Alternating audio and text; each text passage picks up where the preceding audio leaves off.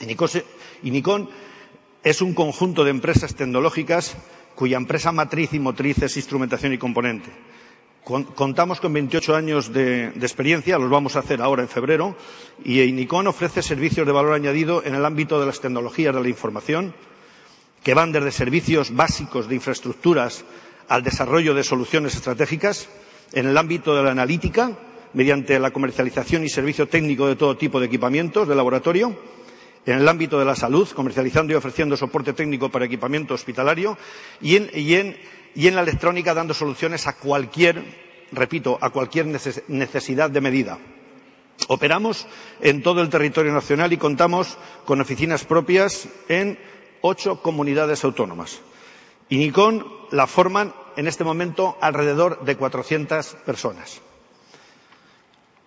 Dicho esto, ya nos metemos en lo que hacemos poco más o menos en nuestra organización, referido siempre a la innovación. Nosotros, voy a hablar en primera persona del plural, porque creo que la organización piensa como lo que yo voy a expresar aquí hoy. Nosotros, repito, hemos querido siempre asociar y asimilar y hacer muy semejantes lo que es innovar de lo que es mejorar. Por tanto, el diccionario, porque siempre nos ponen lo que es la definición, pero es como una referencia, sin más, dice que innovar es cambiar o alterar algo introduciendo novedades, y mejorar es acrecentar algo haciéndolo pasar a un estado mejor.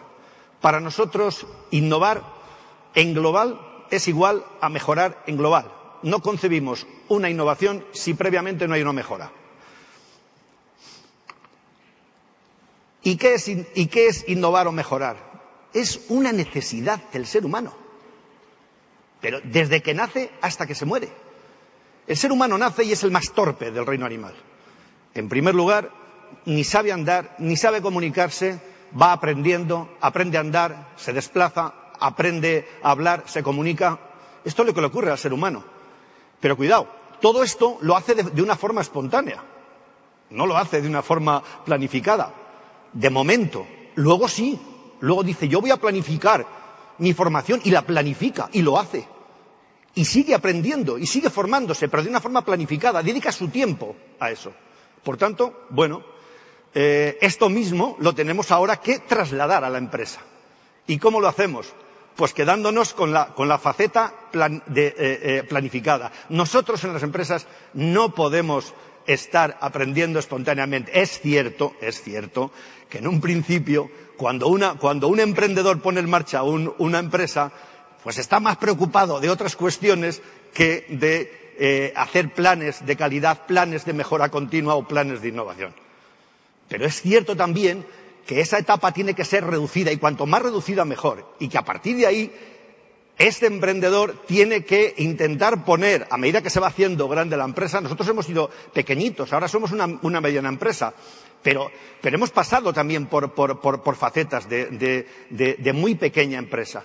¿Qué quiere decir? Pues que el día a día, si no planificamos, nos va a llevar a escenarios que ni muchísimo menos deseamos. Nos lleva planificando, o sea que si no planificamos nos lleva donde no quiere. El día a día es muy traicionero. Por tanto, es fundamental, repito, fundamental la planificación. Y nos vamos a quedar con esa faceta en la empresa.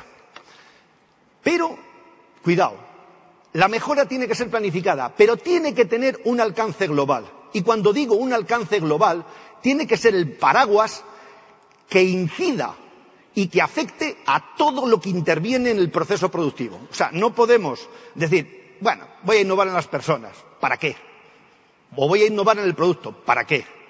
A lo mejor es suficiente, pero nosotros, dada nuestra actividad, tenemos que hacerlo a toda la organización. Por tanto, tiene que tener un alcance global y además tiene que formar parte de la cultura de la empresa, tiene que estar alineada con la estrategia de la misma y, por supuesto, hay que dotarla de recursos, porque si no, no funciona. Yo creo que esto está total y absolutamente demostrado.